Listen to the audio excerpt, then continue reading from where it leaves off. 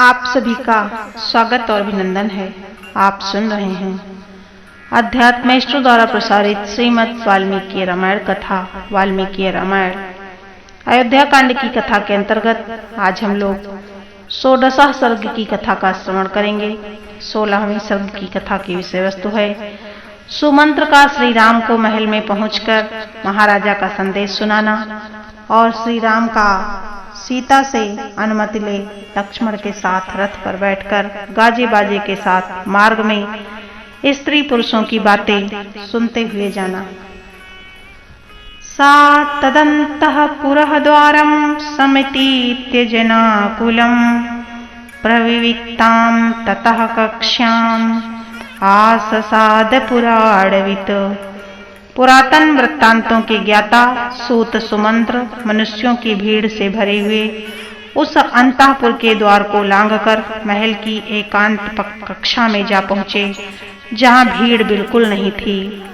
प्रासकार मुखम बिभ्रद्यम भीर्युक्तम विनिभ्रष्ट कुंडलैः अप्रमादितम भीरेकाग्रैः स्वानुरक्तैरधिष्ठिताम्।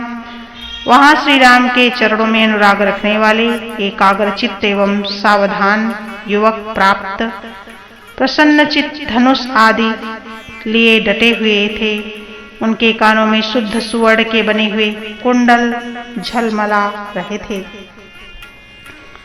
तत्र कासायिणो वृद्धान वेत्रपाणीन सलंकृतान ददर्श विष्ठितान द्वारि स्त्रयस्थ्याक्ष्यान सुसमाहितान।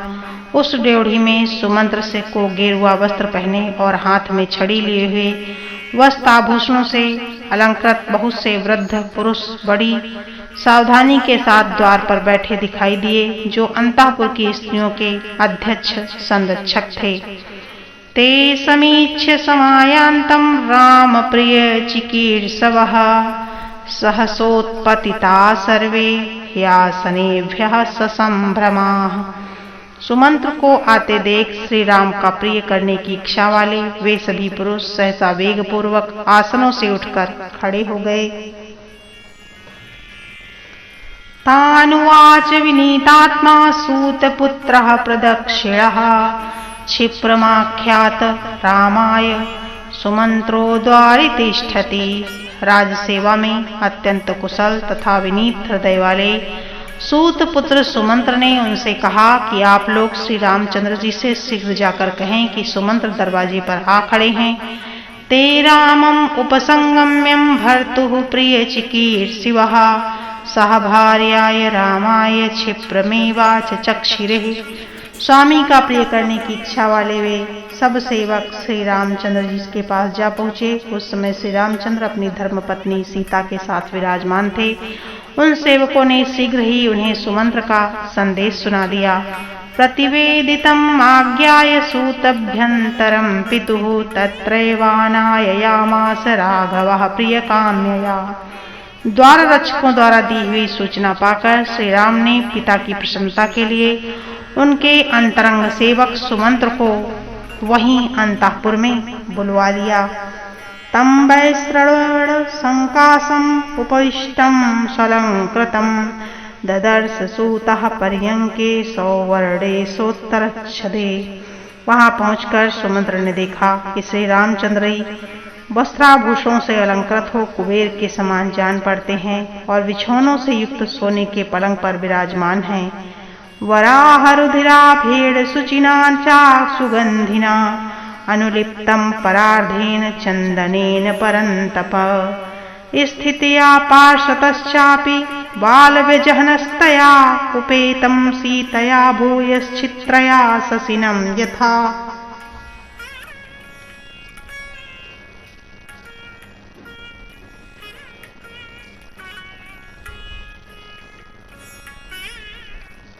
शत्रुओं को संताप देने वाले रघुनाथ जी के श्रीअंगों में वाराह के रुधिर की भांति लाल पवित्र और सुगंधित उत्तम चंदन का लेप लगा हुआ।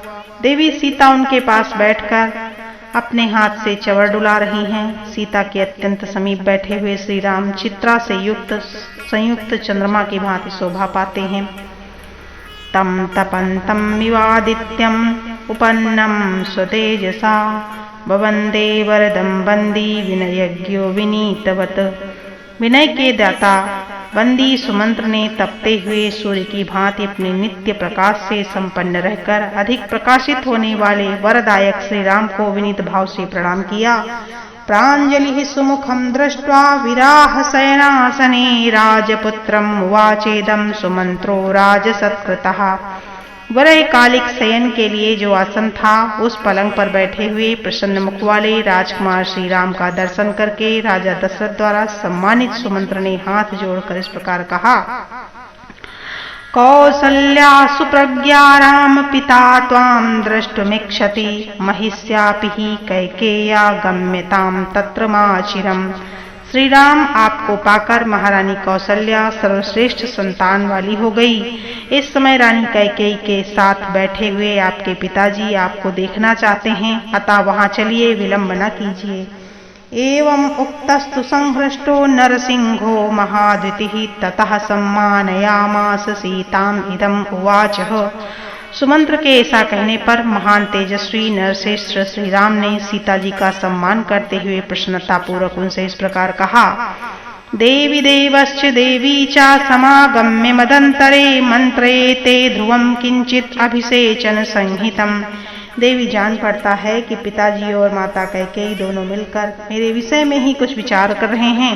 निश्चय ही मेरे अभिषेक के संबंध में ही कोई बात होती होगी।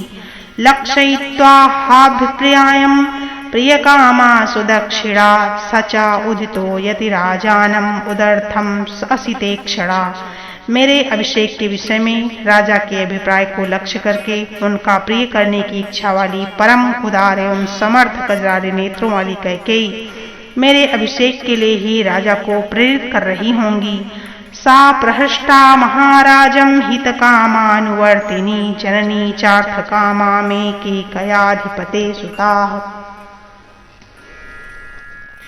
मेरी माता कैकेयी राजकुमारी इस समाचार से बहुत प्रसन्न हुई होंगी। वे महाराज का हित चाहने वाली और उनकी अनुगामिनी हैं, साथ ही वे मेरा भी भला चाहती हैं, अतः वे महाराजा को अभिषेक करने के लिए जल्दी करने को कह रही होंगी। दिष्टया खलु महाराजो महिष्या प्रियया सह सुमंत्रं प्राहिणोदम दूतमर्थम कामकरम मम। सौभाग्य की बात है कि महाराजा अपनी प्यारी रानी के साथ बैठे हैं। उन्होंने मेरे अभीष्ट अर्थ को सिद्ध करने वाले सुमंत्र को ही दूत बनाकर भेजा है। यादृशी परिसत तत्र तादृशो दूत आगतः ध्रुवं मद्देव मां राजाय राज्येभिषेक्षति। जैसी वहां अंतरंग परिषद बैठी है वैसी ही दूत सुमंत्र जी यहाँ पधारे हैं। अवश्य आज ही महाराज मुझे युवराज के पद पर अभिषिक्त करेंगे। हंतं शीघ्रं मितो गत्वा द्रक्ष्यामि चा महीपतिं सहतं परिवारेण सुखमासस्वरमस्व च। अतः मैं प्रसन्नता पूर्वक यहाँ से शीघ्र जाकर महाराज का दर्शन करूंगा। तुम परिजनों के साथ यहाँ सुखपूर्वक बैठो और आनंद करो। पति सम्मानिता सीता भर्त्रारसिते क्षणा आद्वारम मनुजम राजम मांगल्यामि दृश्यसी। पति के द्वारा इस प्रकार सम्मानित होकर कजरारे नेत्रों वाली सीता देवी उनका मंगल चिंतन करती हुई स्वामी के साथ साथ द्वार तक उन्हें पहुंचाने के लिए गई। राज्यम द्विजातिम भुजिष्टम राजसूयाभिषेचनम कर्तुम अर्हति ते राजा वासवस्येव लोककृत। उस समय वे बोली, आर्यपुत्र, ब्राह्मणों के साथ रहकर आपका युवराज पद अभिषेक करके महाराज दूसरे समय में राजसूय यज्ञ में सम्राट के पद पर आपका अभिषेक करने योग्य हैं। ठीक उसी तरह जैसे लोक सृष्टा ब्रह्मा ने देवराज इंद्र का अभिषेक किया था। दीक्षितं व्रत संपन्नं वराजिधरं शुचिं पुरंगसृंगपाणिं च पश्यन्तीं तां भजाम्यहम्।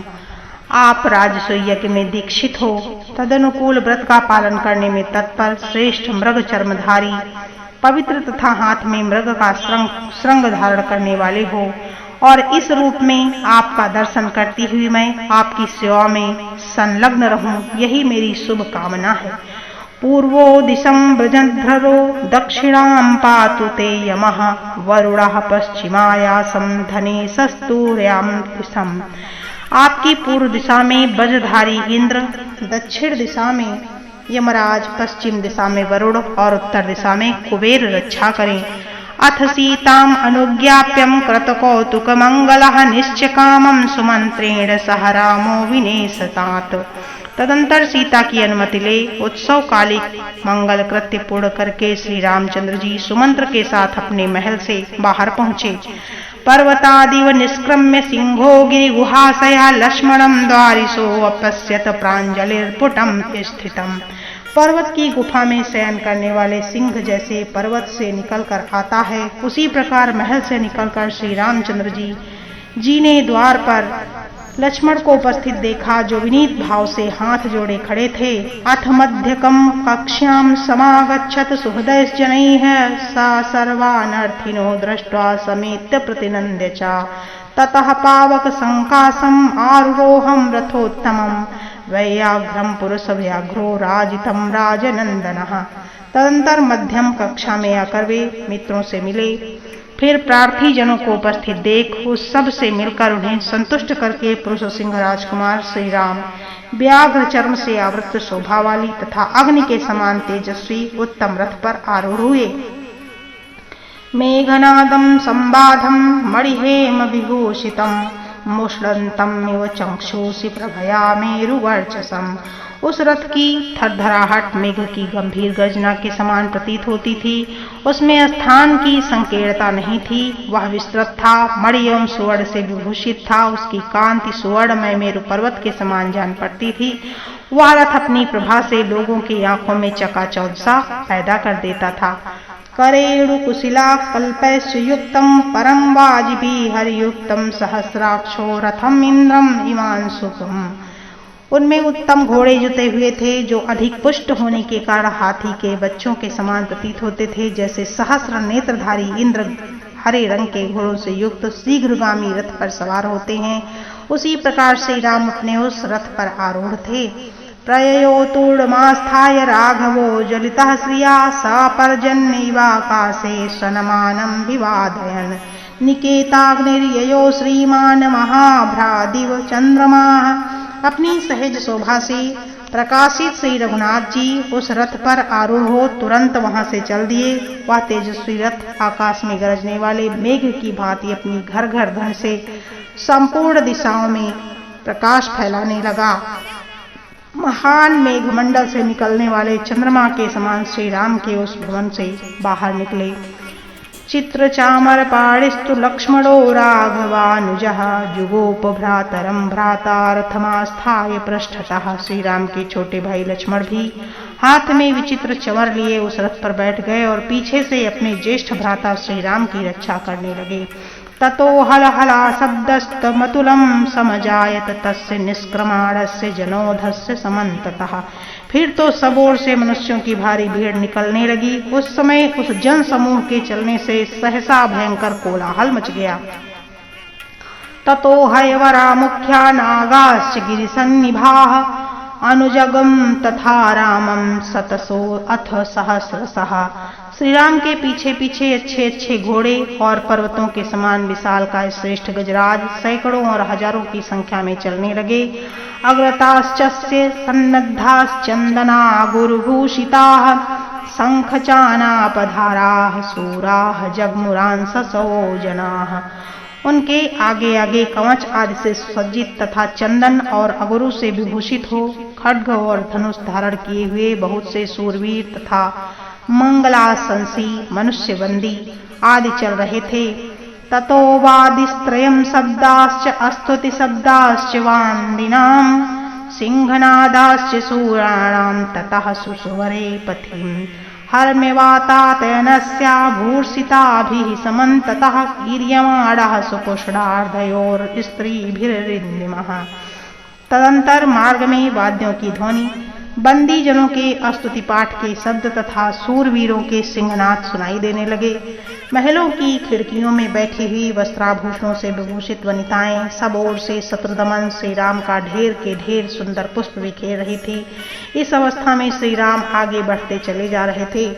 रामं सर्वानवाद्यास्यंको रामपि प्रियसा ततः वचोभिरयमवस्थां क्षितिवस्थां ववन्दिरे। उस समय अट्टालिकाओं और भूतल पर खड़ी हुई सर्वांगनाएं सुंदरी युवतियां श्री राम का प्रिय करने की इच्छा से श्रेष्ठ वचनों द्वारा उनकी स्तुति गाने लगी। नूनं नंदति ते माता कौसल्या मातृनंदन पश्यन्ति सिद्धयात्रं तां पितरं राज्यमुपस्थितम्। माता को आनंद प्रदान करने वाले रघुवीर, आपकी यह यात्रा सफल होगी, आपको पैतृक राज्य प्राप्त होगा। इस अवस्था में आपको देखती हुई आपकी माता कौसल्या निश्चय ही आनंदित हो रही होंगी।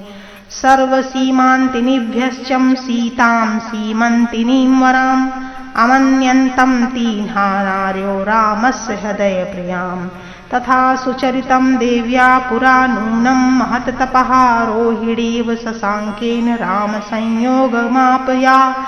ये नारियां श्री राम की हृदय वल्लभा सीमांतिनी सीता को संसार की समस्त सौभाग्यवती स्त्रियों से श्रेष्ठ मानती हुई कहने लगी। उन देवी सीता ने पूर्व काल में निश्चय ही बड़ा भारी तप किया होगा, तभी उन्होंने चंद्रमा से संयुक्त हुई रोहिणी की भांति श्री राम का संयोग प्राप्त किया है।